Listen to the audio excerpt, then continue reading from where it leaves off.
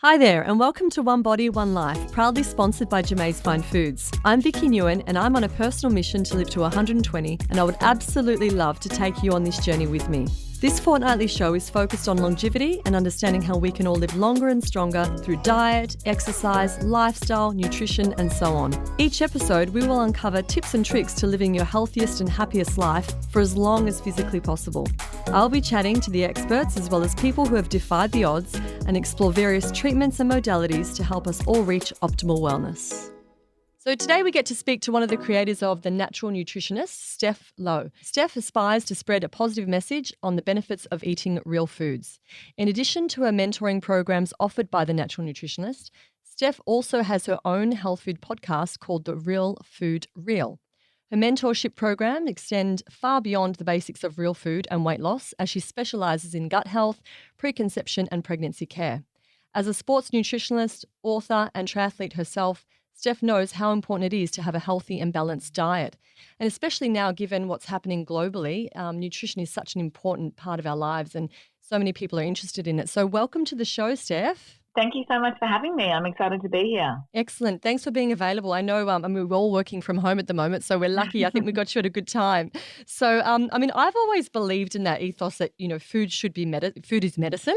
So tell us about what nutrition and, obviously gut health is a really important focus for me, particularly because I also had a leaky gut many, many years ago. So tell us about what you do and the difference between micro and macro nutrition. Yeah, sure. So, I'm a nutritionist and I've been doing this for a long time now. Like the Natural Nutritionist was sort of launched in 2011, but, I've been working in the space and certainly in the industry for well over a decade now. And I think it's really important to have that definition because we are really, more comfortable talking about macronutrients, which are our carbohydrates, our proteins, and our fats. But of course, there can be a lot of confusion there when we look at what is a whole food diet, versus a more Western template.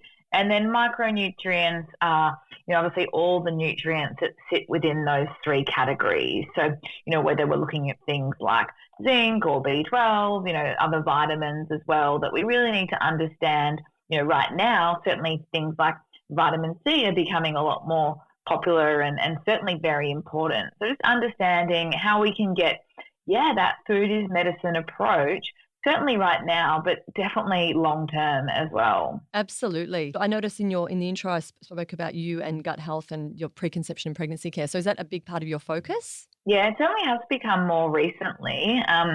Naturally, since I became a mother myself, a lot of my audience are really interested in following that journey. And, our requirements are always changing.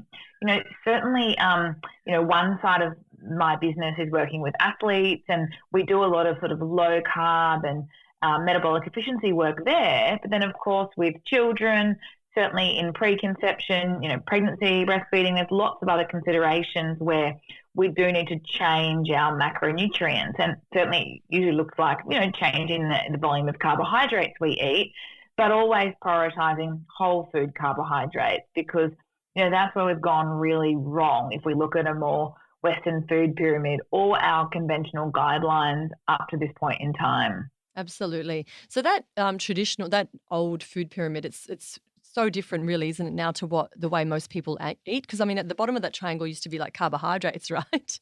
And now it's like most people avoid carbs. There's that whole, I don't guess it's a myth really. I don't know. What's your thoughts on that with regards to avoiding carbohydrates? Well, certainly we need to be a little bit more specific than that because this is where a lot of the confusion is. I think certainly avoiding refined carbohydrates is a good goal for everyone because these are food-like products. They have a pretty high degree of human intervention, which always means that they have a low degree of nutrient density. And that's not what we should be looking for in our food. But then, of course, plants are carbohydrates, vegetables are carbohydrates, and these are definitely what we should be building the bulk of our plate from. The predominant food group should be plants. So, of course, there's a big difference between refined carbohydrates and whole food carbohydrates, which looks like plants, but also things like fruit, and then our more complex carbohydrates, which could be things like sweet potato, which of course is a vegetable, but more of those gluten-free grains, which can suit a lot of people, like buckwheat or even some basmati rice. Your focus for yourself also, obviously, as a nutritionist and a triathlete, I mean, you want to try and get foods across the board covering all those different food groups. But is eating raw something you'd recommend for people, or does it depend on their stomach acidity and other factors as well? Yeah, it's really individual. Like I think certainly if, you go back in time with your history around leaky gut, and I do work with a lot of clients who have gut issues, they largely can't tolerate very much raw at all. For some people, we might be giving them a budget per se of about 20% raw food, and 80% need to be really well cooked, like in the slow cooker, on the stove, stews and even, soups and things like that, because they don't have the digestive capacity. They don't have that ability to break down raw food. And if they do try and consume raw food, and certainly in excess, that can really contribute to a lot of the more gastrointestinal symptoms that we're very familiar with. So I think in that situation, no, I wouldn't be recommending raw food very much at all. But then, of course, if someone's really robust and their gut health is great, then, yeah, having things like salads is really incredible because they're getting optimal nutrients from their food, but they've got the optimal capacity to digest, break down and absorb that food. Absolutely. Yeah, I know I've got a couple of friends, and when they eat raw salads, for example, they get quite bloated and their stomach hurts. And like what you said, I mean, obviously their gut just can't break all that down. It's too difficult, right? They need a lot of digestive enzymes and good. No, it's a number of different factors. Like, it's very individual, but essentially it starts, I believe, by looking at our nervous system. So a lot of people, it might look like it's the raw food, like your friends that you mentioned, but if they're not taking time to look at their food, which is that first stimulus to tell your body to start producing digestive enzymes and bile, if you're then not chewing your food like 20 times per mouthful, and certainly if you are feeling stressed or eating in a stressed state, you'll be promoting this sympathetic dominance. And that's not where digestion occurs. Digestion occurs when that parasympathetic nervous system is predominant or supported. So bloating can be, certainly due to certain foods that require more bile or more enzymes, but definitely if we're not eating mindfully. And people go a little bit woo-woo about mindful eating, or they ignore it, but it really is acknowledging how to support your nervous system to optimize bile and digestive enzyme production. And that's way up in the journey before we get to like the small intestine and the large intestine, where those ecosystems, most of our microbes live. Exactly. So talk to us about, so obviously when food enters the mouth, like you said, you look at the food first, it stimulates the enzymes. Do you want to talk to us about that process of how we, I guess, assimilate food into our bodies? Yeah, so we used to say digestion starts in the mouth, but really now digestion starts with sight. So it is that moment to look at your food, and that for a lot of people, taking a few deep breaths to bring them into that parasympathetic nervous system state, like the breath is the pathway there. So having some space and then chewing 20 times per mouthful, especially is where we produce amylase, the enzyme that digests carbohydrates. So remember I said that, plants, the vegetables and fruit, these are carbohydrates as well. So if we're having those in every meal, which we should be, then we need to be really chewing our foods that we've got enough amylase to break down carbohydrates. And that process largely occurs in the mouth, very high up the process. And if we don't chew our food properly, a lot of people experience bloating, or it might be, gas or IBS symptoms like changes in their bowel motions. And a lot of that, it's quite surprising how many benefits can be obtained by practicing just a few of those little strategies. And so the third one I would add to that is to try not to drink too much water with a meal. I'm not into sort of separating out your meals or anything too extreme like that, but if you're having heaps of fluid, then you'll dilute your enzymes, your bile, Exactly. and you might have a similar problem. So it's sips of water only with a meal. And you want to make sure that you're hydrated between the meals so that you don't have to be, on water right before you eat. Exactly. Yeah, I find I can't drink water with a meal, and some people look at me weird, like, would you like a drink? I'm like, no, I don't drink and eat. It just doesn't work for my body. And so once the food hits the gut, then what happens? Oh my goodness. Well, certainly along the way, we know there are microbes all the way along. We've got many little ecosystems all the way down the intestine. So when we talk about the microbiome, we tend to refer to that large intestine, which is where those trillions of microbes live. So part of digestion, you mentioned the word flora, you could use the word probiotics or microbes or ecosystem or microbiome, really making sure we've got this beautiful ecosystem. I like the analogy of that flourishing rain with lots of different species, high diversity, really alive and well. That's essential because those microbes are in charge of breaking down the food that, arrives at the large intestine and allowing you to get more nutrients out of the food that you eat. So the saying goes, you are what you eat, but you also are what you digest and absorb. Absolutely. And I recognized that when I was diagnosed with leaky gut. I didn't get a period for 2 years. So I was like, what's going on? And I wasn't on the pill or anything like that. And it was just a case of having leaky gut, and my body obviously wasn't nourished. This was when I was a teenager, but obviously what happens is the nutrients escape. Is that what happens into the bloodstream, and they don't nourish the body the correct way? Yeah, essentially they leak out, if to simplify it. Yeah, so I wasn't digesting, I wasn't getting the nutrients, even though I was eating the right food. Leaky gut just meant that everything was kind of escaping.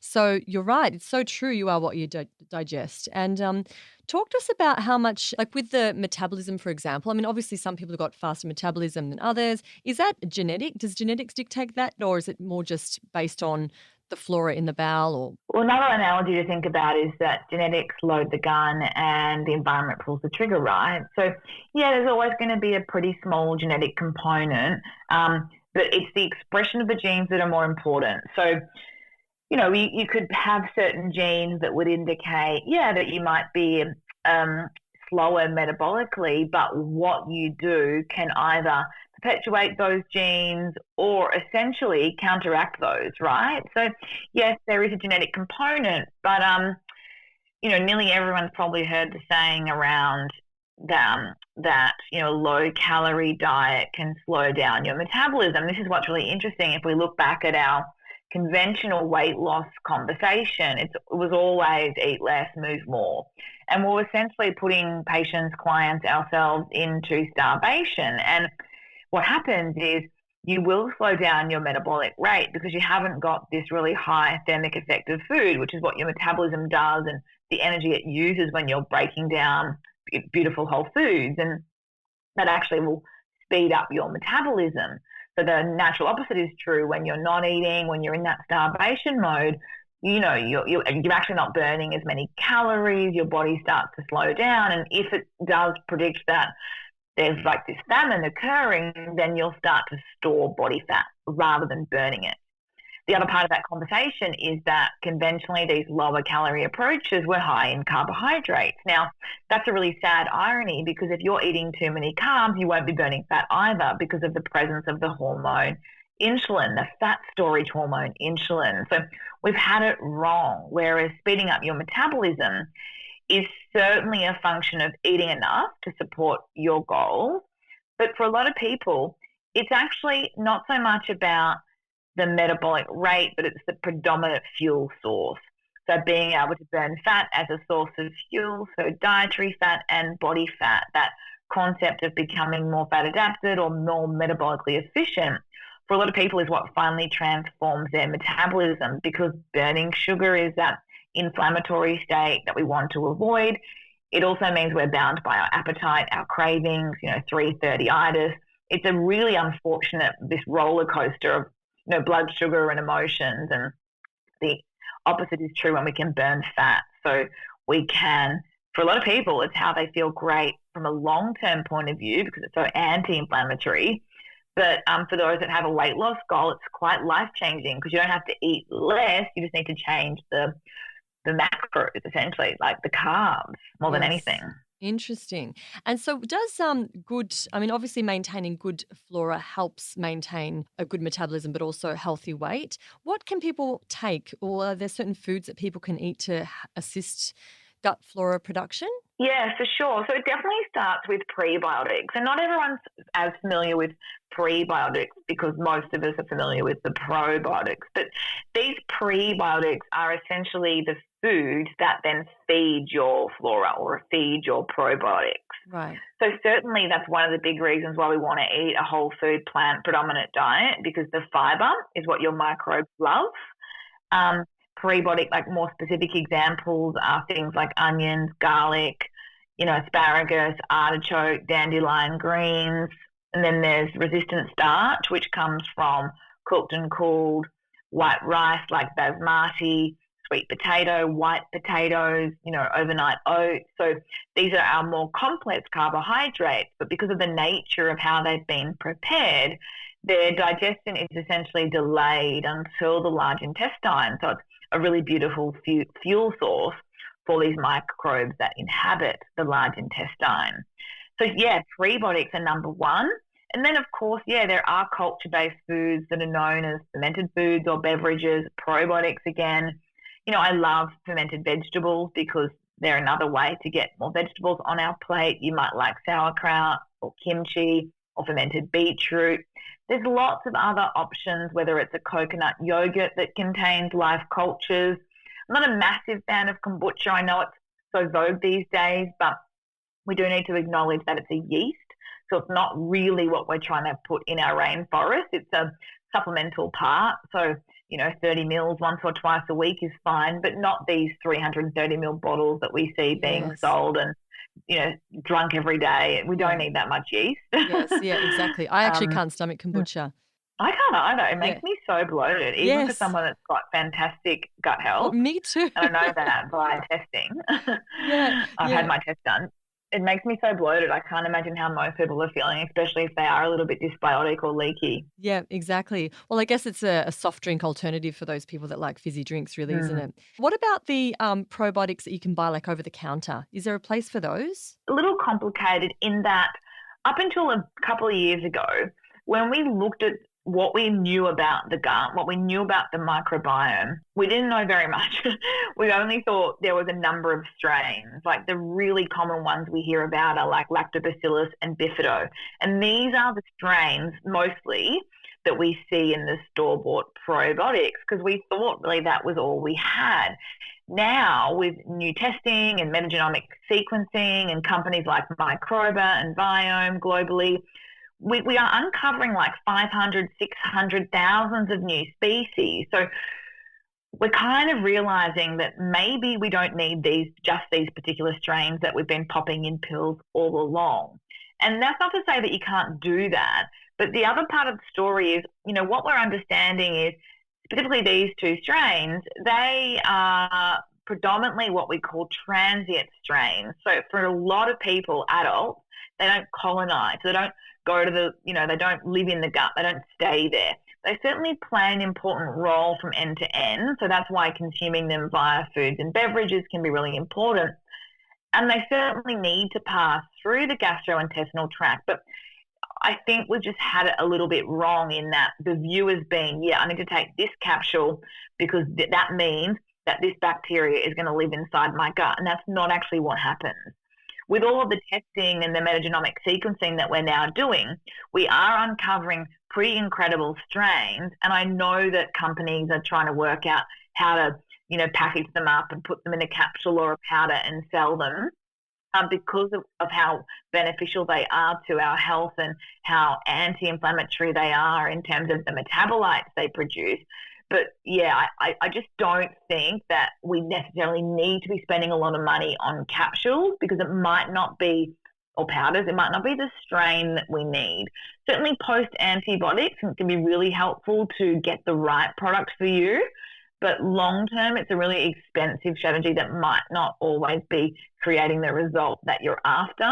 A really cost-effective food-based strategy is, via what we've just discussed around including those foods or beverages. Excellent. Okay. But what about how can people determine their level of gut health? Is it typically the way they feel, or are there specific tests that you'd recommend? Yeah, for sure. I mean, the big one that you can definitely start with, which is super basic on your own, is a simple transit time. So it's known as the sesame seed challenge. So you simply mix up like a teaspoon of sesame seeds in a glass of water and you drink it and you have a look at when it comes out the other end because it's really obvious in your stool. Okay. If it's quicker, like shorter than 24 hours or longer than 48, you've got a problem with your transit time. So that can tell you what you need to sort of look at either way. It's not a diagnostic strategy, but it can certainly give you a bit of an idea around whether you do have quote unquote normal bowel motions or whether you do have a more diarrhea picture or a constipation type picture. But certainly with my clients, for anyone that can do the testing I mentioned, it's the metagenomic sequencing. So it's not culturing your stool for anyone that's had like a stool test or like a parasite test with their doctor before. It's quite different in that it's a swab and it's the genetics. So it's looking at what genes are present in that stool, which is a reflection of what microbes are living in your gut. And it really does tell us the health of the person, of the patient, of the client, because it's going to give us that full snapshot as to, one, what lives in their gut, but two, what they're doing. So what those microbes are doing, whether they're producing anti-inflammatory metabolites or pro-inflammatory metabolites, and certainly that has huge, positive or negative impacts on our health. And it will also measure diversity. So we know that your rainforest, if it is that flourishing, beautiful rainforest, high diversity, lots of different species and high numbers of each of those species, and that is correlated with good to great health. Now, clients of mine with low diversity, for whatever reason, if it was previous antibiotic exposure, the pill in my female clients, stress, toxin exposure, poor food choices, recreational drugs, all of the above, low diversity will always see low health. So it might be gastrointestinal symptoms, it might be obvious IBS, but it can be so systemic because we know that the microbiome, our gut, controls nearly everything. So it could be a skin rash, it could be a mood issue like anxiety or depression, it could be inflamed joints. But there's lots of different things that we need to explore. It's not always a typical gastrointestinal symptom, but yeah, certainly improving your diversity is a big part of reestablishing that healthy microbiome. Absolutely. It's so important. I mean, gut health is everything. I know the Japanese think, there's three main areas of the body, which, it's the brain, it's the heart and the gut. And the gut is probably one of the most important because that's what's fueling the rest of the body, right? That's what fuels the blood and the cells and everything. That's what we need, a good, healthy, functioning gut in order to nourish ourselves and to reproduce healthy cells. So that's interesting. So what about, obviously some people notice those symptoms of, like you're saying, they might have an issue with bloatedness or bowel movements, etc. And then other people might be presented differently. Is it because of the vagus nerve that runs in from the brain into the gut? Is that part of that reason why people who also have poor or low gut flora, there's a relationship between concentration or moods as well?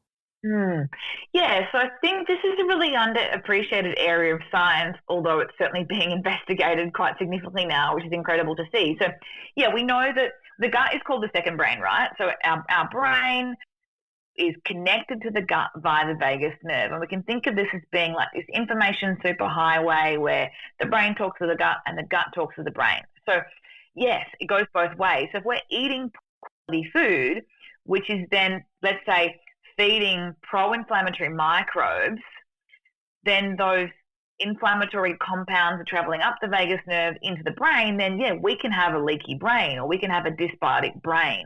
And that's certainly what we're looking at for the part of the treatment for mental health issues, which I think is incredible because we clearly haven't solved that yet because we've been a little bit off track.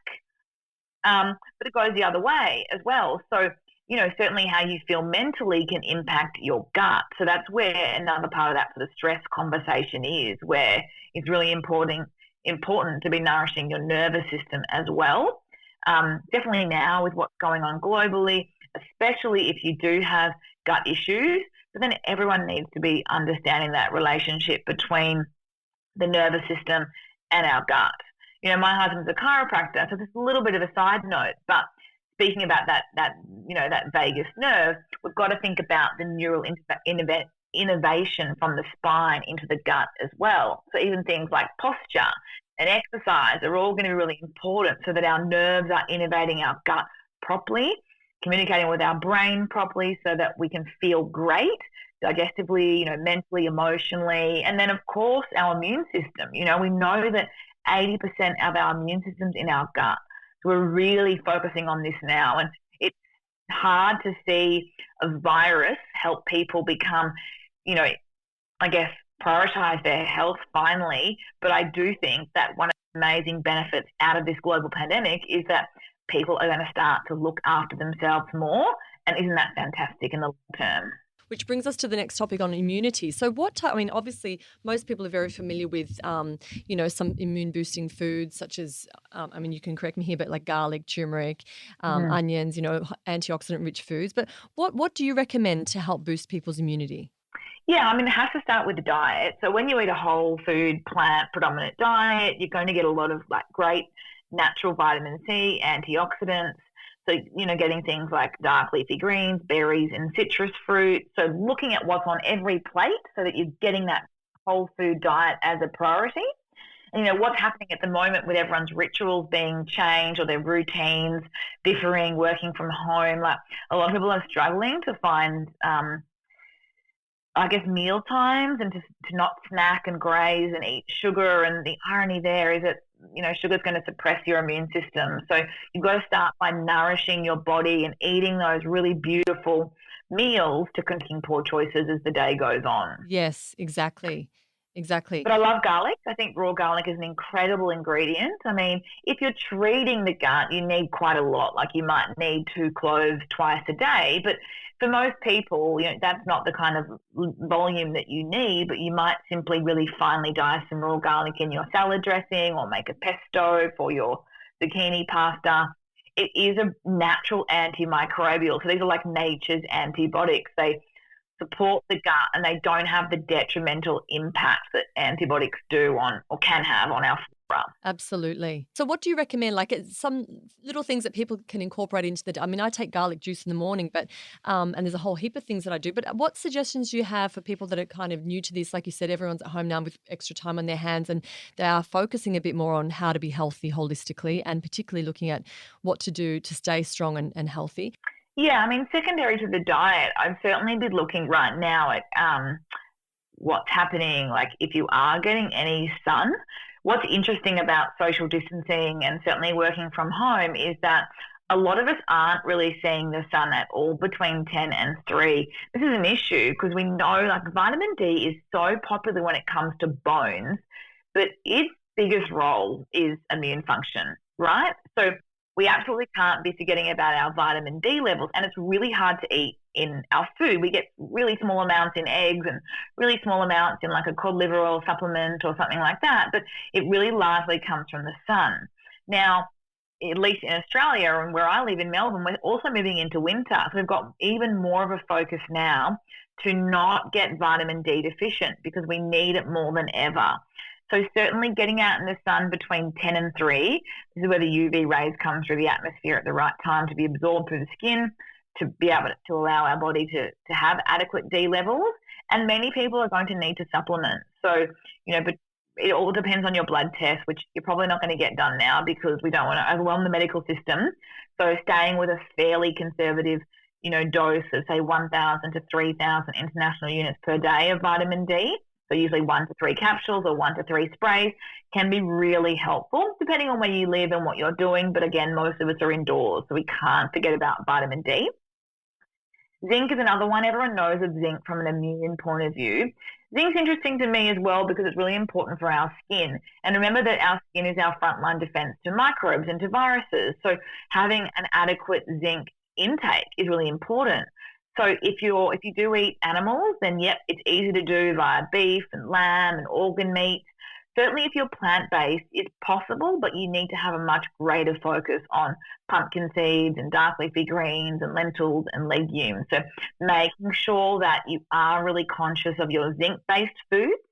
And then, of course, depending on where you're at, maybe you leave this one to if you work with a practitioner.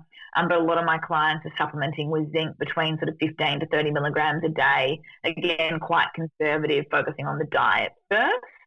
And without blood tests, it's best not to jump into the big milligrams per day.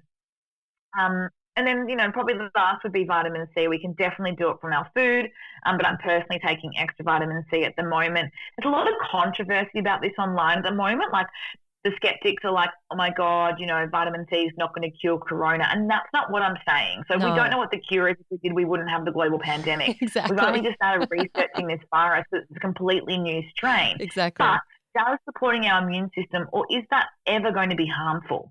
No. So let's support our immune system, make sure that we are really getting vitamin C from whole foods. So again, your greens, your berries, your citrus, but get a vitamin C powder and, take a teaspoon a day. Take 1,000 milligrams or 2,000 milligrams a day. It's not an excess dose. You shouldn't get any gastrointestinal symptoms from taking that much. If you do, just split your dosage across the day. But it's huge. Like, they're using intravenous vitamin C in clinical trials in China, in hospitals in the US. Like, it's not harmful for us, and it can't help. In fact, I think we're going to find that it's a huge part of the treatment as well. That's amazing. And what about, I know medicinal mushrooms are trending as well now. Yeah, definitely. So there's quite a few that you can take. It depends on the focus. Like, I guess the most popular from an immune standpoint is reishi. And that's well researched in the scientific literature. It's so incredible for natural immune support. You need about 3 grams twice a day. So you might split that up, mix it in with your vitamin C powder morning and night. Shiitake is another great one. Some people use like cordyceps or chaga. It really depends on the individual, and each of the particular mushroom is going to have additional benefits. So, it might be, yes, you need some immune support, but you also need some nervous system support, and that can help you direct which one you choose. Don't take all 4. It's just about finding one that really benefits you, that maybe addresses other symptoms that you need support with. From a nervous system point of view, though, if you're feeling really anxious or if you do have a lot of the pressures of COVID-19, then ashwagandha is incredible. Very safe to take.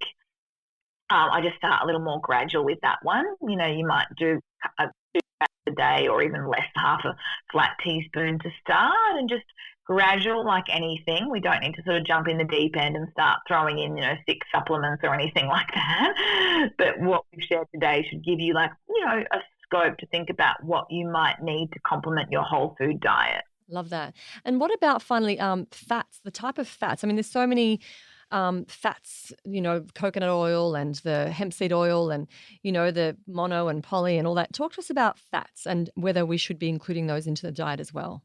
Yeah, absolutely. Fats are so essential. The biggest fat we should be focusing on are our omega-3s, and these are our anti-inflammatory fats. Like, obviously, we know that inflammation is huge. It's a really big issue, especially in the Western world. So the diet is going to make some huge inroads there to avoid these inflammatory-based foods. So our omega-3s we're going to find from olive oil, oily fish, olives, nuts, seeds, avocado. Yeah, we need some of these in every meal to help create that anti-inflammatory environment, to support our blood sugar, to prevent things like cravings and the desire for sugar, like we spoke about earlier. What we want to avoid, though, of course, are any of the high omega-6 fats that are very refined in nature. So not a lot of people eat these oils these days, but certainly through the 80s, the canola oil and the safflower oil and the really refined sunflower oil, that we have a big issue with these oils as a nutritionist because they're so high in omega-6 that they create more inflammation in the body. They're also expelled using, chemical, like just toxic ingredients. They're really not good for us. So we're looking for whole food. And yes, certainly a diet higher in omega-3 is the priority. We can supplement that with smaller amounts of good quality saturated fats like our coconut oil, our grass-fed butter, our ghee and our animal fats, but only usually a fairly small amount to complement a predominantly omega-3 rich diet. And what about protein powders for vegans? Yeah, look, I have actually enjoyed protein powders. I think we need protein with every meal, right? We need at least a palm with every meal. That might be easy to do at lunch and dinner where you have a palm of fish. The equivalent would be 3 eggs or 4 eggs for a male at lunch. If you're into smoothies, which I think is a great way to start the day, get plenty of nutrients in, a protein powder can be really beautiful here to make sure that smoothie is very well rounded and balanced in our macronutrients. So yeah, like a plant-based protein powder that isn't artificially sweetened. So you might see ingredients like vanilla bean or stevia or monk fruit extract that really should contain minimal ingredients.